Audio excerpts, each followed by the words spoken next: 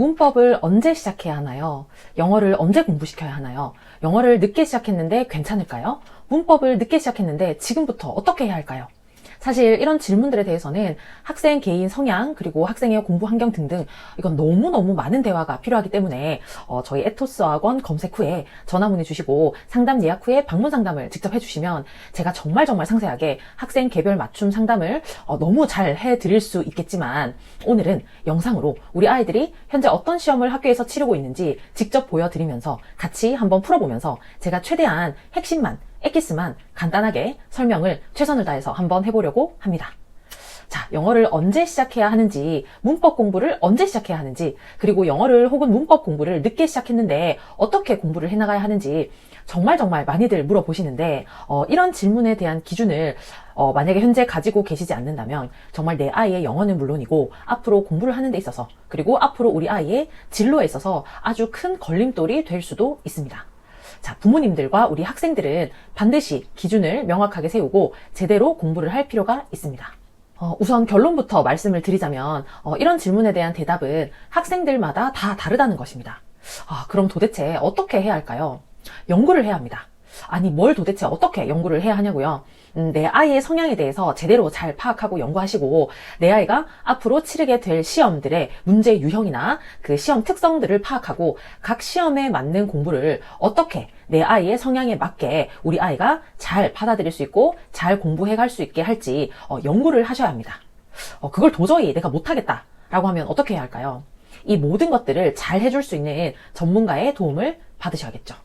자, 에토스 학원의 도움을 받으실 수 있다면 가장 베스트겠지만 지금 현재 저희 학원에 TO가 없어서 들어오지 못하고 있는 우리 학생들, 또 혹은 기타 여러 이유들로 혼자서 잘 알아보셔야 한다면 오늘 영상으로 꼭 미리 준비를 하시거나 현재 공부를 해 나가는 데 있어서 도움을 받으실 수 있다면 제가 너무너무 기쁠 것 같고 조금이라도 도움이 될 수 있기를 바랍니다. 자, 그럼 거두절미하고 가장 최근에 지난주에 우리 학생들이 치른 시험 문제들을 직접 한번 보시면서 말씀을 계속 나누겠습니다.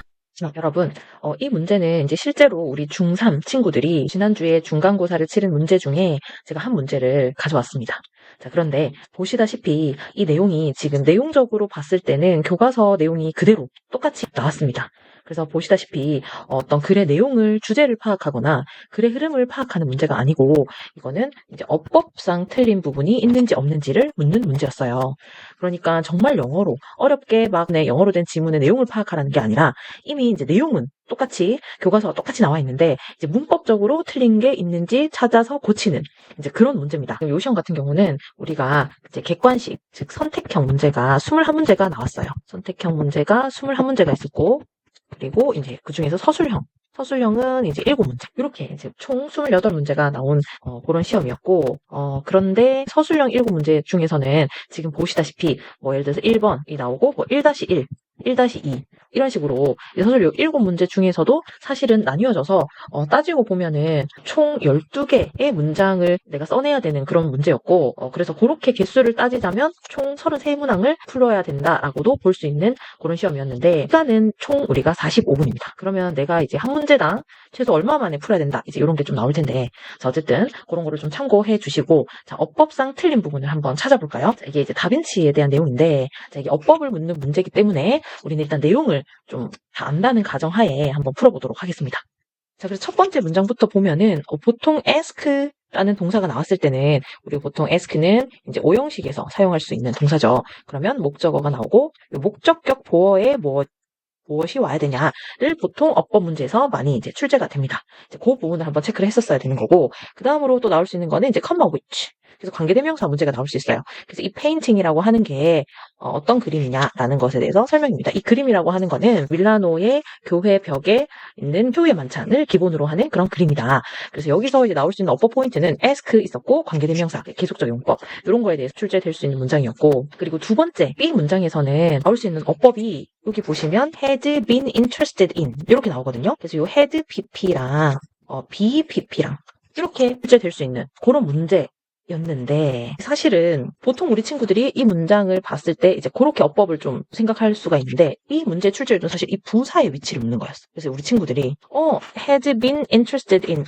시제도 사실 had pp 완료 시제가 왔고, 해도 역시 be PP로 그가 관심을 쭉 가져왔었기 때문에, 그러니까 이거를 지금 다빈치 얘기하는 시점이 과거고, 그가 과거보다 더 이전 시점, 대과거에서부터 과거까지 음식에 대해서 그가 항상 흥미를 느껴왔다라는 표현을 해야 되기 때문에 시제도 지금 과거 완료 시제를 썼었어야 하고, 그리고 그가 흥미를 느꼈기 때문에 비동사 플러스 PP 이렇게 수동태까지 같이 와줘야 되는 포인트를 잡아서 공부를 했을 텐데, 사실은 이 문제는 지금 이 always 부사의 위치를 묻는 거였어요. 여기서 이제 문제가 출제될 거라고는 우리 친구들이 많이 생각을 못했을 수도 있거든요. 이 always라는 부사는 우리가 배웠죠. 빈도부사라고 해서 얼마나 자주 했냐, 빈도를 나타내는 부사인데, 이 빈도부사의 위치에 대해서 문법 시간에 좀 많이 배웠을 거예요. 비동사 뒤, 뭐 조동사 뒤, 일반 동사 앞, 뭐 이런 식으로 배웠을 텐데, 여기서는 had pp 이 시제를 만들 때 우리가 이 have 동사를 가지고 오죠. 얘는 시제를 만들기 위해서 가지고 온 도움을 주는 동사이기 때문에 이거를 뭐 준조동사, 뭐 조동사라고 볼 수 있습니다, 우리가. 그래서 이 always 위치가 이 had been 사이에 들어갔었어야 되는 거거든요. 그런데 제 생각에는 우리 친구들이 시제도 잘 썼고 태도 잘 썼네 하고 순간적으로 그냥 넘어갔을 수도 있는 그런 문제였습니다. 포인트를 좀 잘못 잡으면 우리가 순간적으로 봤을 때 이 부분을 놓칠 수가 있었던 겁니다. 그래서 이 문장이 틀렸었어요. 그래서 he always had been interested in food가 아니라 he had always been interested in food. 이렇게 돼야지 맞는 문장이 되겠습니다. 과연 우리 친구들이 이 포인트를 잡아낼 수 있었을지. 그리고 C번 문장에서는 우리가 관계 부사 why, 그리고 뭐 that's because랑 that's why 차이 정도, 그리고 that's why 뒤에는 어떤 그가 끝내지 못했던 그 그림을 아직 완성하지 못했던 이유다라고 컴플레인 했다. 그 교회의 사람들이 그렇게 불평을 했죠. 관계 부사 포인트가 또 나올 수가 있고, 또 역시 시제 부분에서 그림은 하루아침에 땅 하고 완성되는 게 아니기 때문에 이제 어떤 이제 시점을 쭉, 어떤 시간을 쭉 거쳐서 완성되어져 왔기 때문에 또 시제도 이렇게 썼었어야 하고, 얘는 사실은 요 따옴표 안에 대화하듯이 그러니까 현장감 있게 말을 해야 되는 부분이었기 때문에 시제가 현재 완료가 쓰인 거죠. 그래서 이런 포인트들. 자, D번 같은 경우에는 뭐 이제 although라는 게 접속사로 쓰였고, 여기서는 뭐 우리가 조금 봐야 되는 게 요 interest라는 단어가 이제 명사로 쓰일 수 있죠. 흥미. 그래서 그는 다빈치가 successful한 cook은 아니었지만, 그렇지만 그는 그의 삶을 통해서 요리에 있어서, 요리에 관해서 전치사 플러스 ing, 전치사 뒤에는 우리가 명사가 나와야 되기 때문에 cooking이라고 나왔죠. 그래서 요리하는 것에 대해서 대단한 흥미를 보여줬다. 라는 이제 그런 또 우리가 문법적으로 포인트들을 이렇게 또 잡아낼 수 있었고, 또 마지막은 우리가 또 이제 육가에서 나오는 이제 핵심 어법이었죠. Not only A but also B. 그래서 여기 also는 이제 생략될 수 있어서 생략이 되어졌고, 자, 그래서 이 상관 접속사에서 나올 수 있는 거는 주어 자리에 나왔다면 수일치를 우리가 좀 잘 봐야 됐었고, 그리고 또 하나는 이제 상관 접속사는 같은 것끼리 연결해야 된다 해서 a great painter라는 명사가 나왔다면 여기 뒤에도 요 being이 오기보다는 creative cook이라는 요 명사 형태를 그대로 또 써줬어야 하는, 같은 것끼리 연결이 되어져야 되기 때문에 이 부분이 틀렸다. 그래서 정답은 D번과 2번이 틀렸다라고 볼 수 있는 그런 문제였습니다. 그래서 보시다시피 자, 지금 묻는 거는 해석을 하거나 주제를 파악해야 되거나 막 어려운 영어 지문의 뭐 어떤 글의 흐름, 글의 내용들을 파악하는 문제가 아니라 단순히 어법만 우리가 이제 볼 수 있어야 되는데, 우리 친구들 중에서는 어려서부터 영어를 언어로서 자연스럽게 접했던 친구들은 그냥 해석이 다 되는데 얘가 틀린 게 없는데, 꼼꼼하게 어법을 공부하지 않은 친구들은 이 문제에서 굉장히 시간을 많이 잡아먹었을 것 같고, 그리고 어떤 부분이 조금 틀렸는지 우리가 좀 놓칠 수도 있었지 않았나. 제가 오늘은 이런 문제 말고도 사실은 여러분들한테 보여드리고 같이 설명해 주고 싶은 문제들이 엄청 많이 있어요. 그런데 제가 오늘은 일단 우리 친구들이 선생님 도대체 여기서 뭐가 틀렸어요? 지금 선생님 보통 어법에서 나올 수 있는 문제들을 봤을 때 다 잘 맞게 된 것 같은데요? 라고 할 수 있었을 것 같은데, 뜬금없이 부사의 위치를 묻는, 우리가 중학교 2학년 때 이제 완료 시제가 나오는데 그때 이제 완료 시제에 올 수 있는 부사들의 위치, 그런 부분을 또 자세하게 제대로 이해하지 못했다면 이 문제를 또 틀렸을 수 있을 것 같아요. 근데 사실은 중2 때 그 현재 완료를 우리가 배울 때 현재 완료에서 부사의 쓰임, 이게 또 친구들이 뭐 설마 이렇게 뭐 나오겠어? 특히 또 부사라고 하는 거는 그냥 강조하는 거고 문장의 필수 성분도 아닌데 뭐 이게 그렇게 뭐 시험에 나오겠어? 하고 대충 공부를 했을 가능성이 매우 매우 높습니다. 그래서 이 부사라고 하는 거는 쓰이는 그 규칙이 사실은 있거든요. 현재 완료 시제에서는 have 동사랑 실제 쓰여야 되는 동사, 본동사 그 사이에 위치를 해줘야 되고, 뭐 횟수를 나타내거나 뭐 몇 번 해본 적 있다, 뭐 경험을 나타낼 때는 문장 끝에 오기도 하는데, 또 끝에 올 때도 그게 몇 번째 순서로 와야 되냐, 이제 그런 거.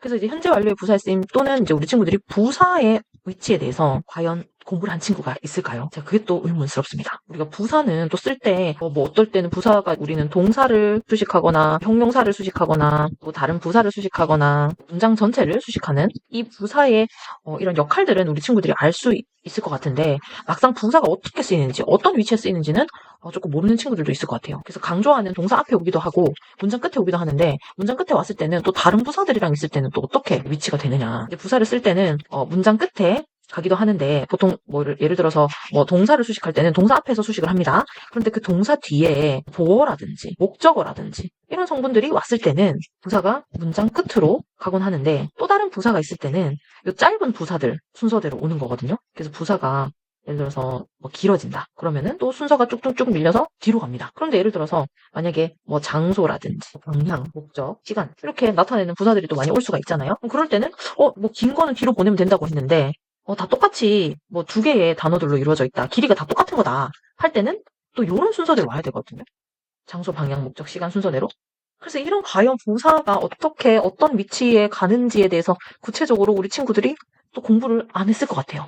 몰랐을 것 같아요. 그래서 이렇게 보시다시피 이게 결국에는 학교 내신이라는 거는 시험 범위가 정해져 있기 때문에 그 정해진 범위 내에서 변별력을 내려다 보니까 어떤 신박한 내용의 글을 고등학교 시험 문제에서는 외부 지문도 나오긴 하지만 어쨌든 보통 내신은 시험이 다 범위가 정해져 있는 내에서 제출이 되기 때문에 내용적으로 나 이 지문은 처음 봤는데 이런 문제는 사실 잘 없고 내가 아는 내용 안에서 이제 변별력을 내야 되기 때문에 거의 다 어법 변형이라고 보시면 돼요. 그리고 서술형도 기본이 되는 어법을 베이스로 내가 얼만큼 완벽하게 문법적으로 틀린 거 없는 문장을 서술해 낼 수 있느냐. 그게 또 관건이다 보니까 여러분들이 어법을 정말 꼼꼼하게 공부를 해야 하는데 이런 어법들이 내가 하루아침에 공부해서 또 되는 게 절대 아니거든요. 그래서 최대한 친구들이 조금 정리를 빨리 해놓을 수 있으면 또 좋아요. 그런데 또 이게 희소식인 거는 어법이라고 하는 거는 법칙입니다. 그래서 그 법칙이 정해져 있고 공식이기 때문에 공식은 또 정해져 있어요. 그래서 여러분들이 고등부들이 우리 고3 수험생들이 공부하는 어법 책들을 봐도 중학생들이 이해가 안 되거나 또 처음 보는 개념은 나오지 않습니다. 그렇기 때문에 또 어법은 미리 조금 빨리 한 번씩 훅 정리를 해놓으면 그 내용 안에서 계속 나왔던 게 또 나오는 거거든요. 그래서 어법은 우리가 최대한 초등부, 중등부 때 조금 일찍 시작해서 한 번씩 빨리 훑어보면 좋고 그게 또 이제 한 번 쭉 훑어봤다고 내게 되지가 않잖아요. 계속해서 내가 그걸 많이 써먹어야 되고 계속 봐야 되고 하기 때문에 하루아침에 되는 게 아니기 때문에 최대한 내가 빨리 전체적인 개념을 한 번 쭉 훑어놓고 그걸 계속해서 반복하는 게 가장 내 머릿속에 잘 남길 수 있는 내 걸로 잘 만들 수 있기 때문에 이런 어법을 우리가 최대한 조금 빨리 전체적인 거를 훑어보고 계속해서 반복 학습을 하면 가장 좋겠다. 그렇게 이제 생각이 됩니다. 자, 그래서 내신에 있어서의 어법은 필수이기 때문에 여러분들이 내가 풀게 될 문제들이 이런 스타일, 이런 식으로 이제 문제가 나오는구나를 조금 빨리 이해를 하시고 내가 최대한 어법을 좀 한번 빨리 정리를 해야겠다라고 좀 마음을 먹고 이제 내가 정리해야 될 부분들에 대해서 차근차근 한번 살펴보는 게 어떨까 싶습니다. 자, 이런 문제들을 풀어야 하는데 만약 우리 학생이 영어를 좋아하고 영어를 받아들이는 것에 있어서 거부감이 없다라고 하시면 조금 일찍부터 준비를 하고 공부를 할 수 있도록 해주시는 게 맞고 만약 아이가 영어에 대한 거부감이 있다면 이런 것들을 최대한 학생이 이해할 수 있도록 잘 설명을 하고 만약에 설명을 할 수 없는 나이다라고 하신다면 최대한 자연스럽게 아이가 거부감 없이 잘 받아들일 수 있도록 하는 것이 중요합니다. 자, 항상 기억해 두십시오. 자, 무엇보다 가장 중요한 것은 이 모든 것들을 우리 아이들이 받아들이고 이해해야 한다는 것입니다. 이게 절대 스트레스가 되어서는 안 됩니다.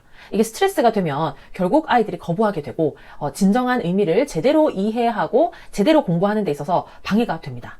그래서 이런 모든 것들을 우리 학생들이 이해하고 이래서 선생님들께서 이런 걸 나한테 지금 알려주시는 거구나.